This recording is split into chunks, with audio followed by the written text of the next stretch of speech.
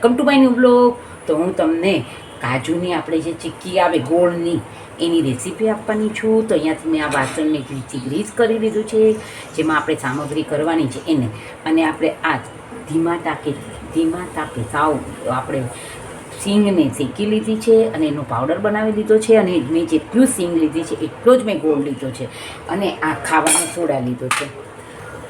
તો તમે જોઈ શકો છો કે હું આમાં પધરાવી. તો તમે જોઈ શકો છો કે આપણે આ ગોળની પાય થવા દેશું. અને આમાં આપણે જળ મેં રાખ્યું છે, એમાં હું પધરાવીને ગોળની પાય થઈ ગઈ છે કે નહીં એ ચેક કરી લઈશું.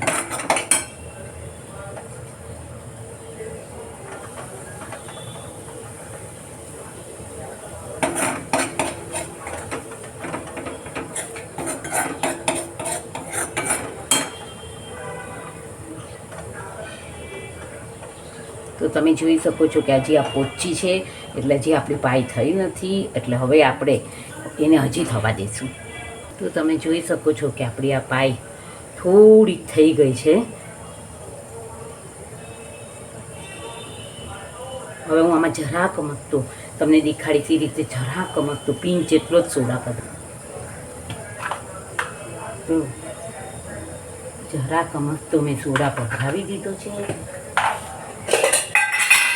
અને 1 ટીસ્પૂન જેટલું એમાં મેં ઘી પણ પધરાવી દીધું છે, જેનાથી આપણી ચીક્કી એકદમ સરસ થશે.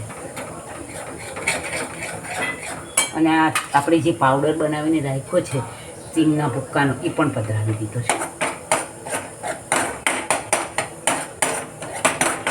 મેં ગેસ બંધ કરી દીધો છે.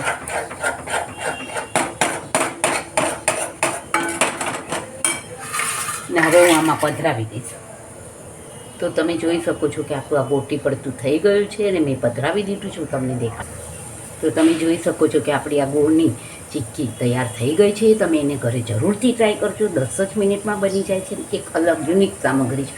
હું દરરોજ તમને મિશ્રીની આપું છું, આજે મેં એટલે જ ગોળની આપી છે. તો મારી ચેનલને જરૂરથી લાઈક કરજો, શેર કરજો, સબસ્ક્રાઈબ કરજો. અને Vaishnav food blog by Deepti Chittale Sanghvi. See you tomorrow.